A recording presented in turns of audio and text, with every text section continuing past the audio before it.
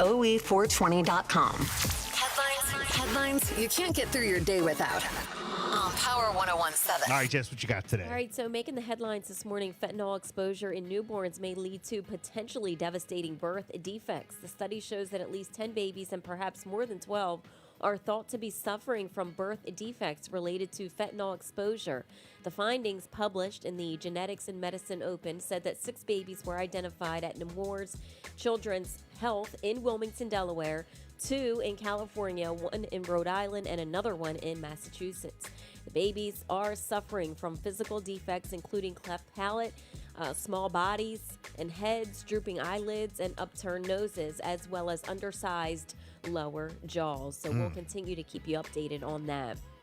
Now, a 16-year-old high school student claims to have reversed the engineered Apple's iMessage, allowing messages to be sent as blue bubbles from any device.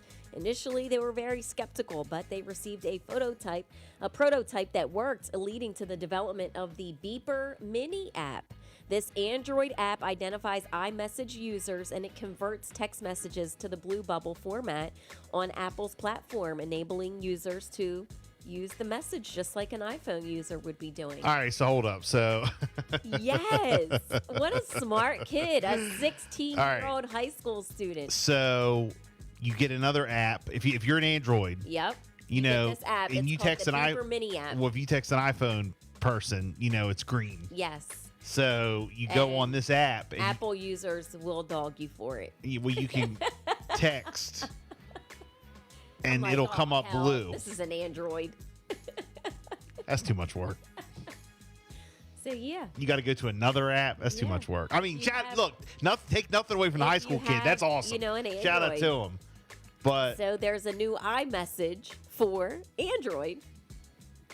I don't know. You got to go on to another What a app. smart kid. No, that is a smart kid. Too much work. But I bet you that Android users will get it. Oh, of course. Yeah. No. They will. That's cool. They definitely will. And then crews overnight, they battled a fire in Cambridge. Firefighters had to report to the area of 6 Willis Street for a structure fire. Mutual fire aides and departments responded to assist in putting out the blaze. The Cambridge PD officers and the Maryland State Police trooper had to help 2 people out of the house before fire units arrived. Also, a hit-and-run crash has left a man seriously injured on Monday evening in Eden. Police say that the accident happened just after 8 p.m. in the area of the South Upper Ferry Road. Deputies arrived on the scene. They found the victim identified as Aaron Douglas III, suffering from life-threatening injuries after being hit by a vehicle. Douglas was flown to shock trauma in Baltimore. He does remain in critical condition at this time, but witnesses reported that the suspect's vehicle had left the scene, but they were able to provide police with a description. A short time later, the Princess Anne Police Department located the suspected vehicle and they seized it. 47 ABC says that the vehicle did show signs of striking a pedestrian. Interviews with multiple witnesses say that they were in the car. It was a black sedan, a Buick sedan. They allowed the prime suspect to come forward. They are going to, pending charges in this case, but they are doing, a blood sample, the toxicology report. A woman said that she thought that it was a deer. I know. They thought that they struck a deer. Wow. Be careful of them deer. It's that time of year, guys. Gosh. I don't know about them deer. I don't fool with them deer. So, we're following that investigation as well.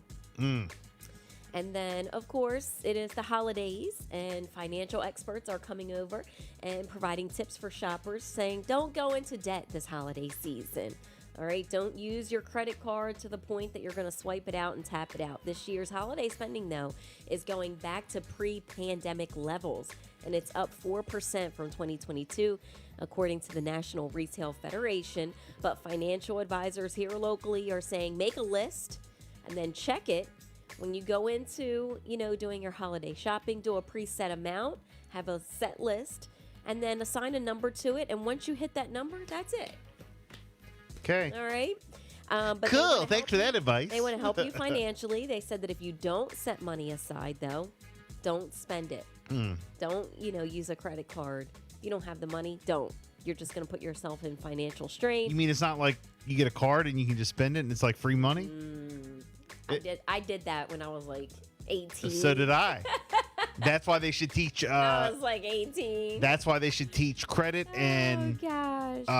Boy, like a did credit I learn course. my lesson. They should have a whole course on credit all the way through high school Yeah. to teach kids about buying stuff and using credit. Don't teach me how to write a check. That's dead. Teach me how to manage credit. Yeah. It's so I important. remember. So important. I don't know if they do this anymore in high school. I have to ask my kids, but back in the day, we learned how to write a check. Oh, yeah. That's dead. I remember Teach that. me about credit. Yep. That's what I want my kids to do. Yeah, but they say about a quarter of Americans are still paying off holiday debt from 2022. Oh, okay. So 6:46. It's the Bill and Jessica show. We got sports up next.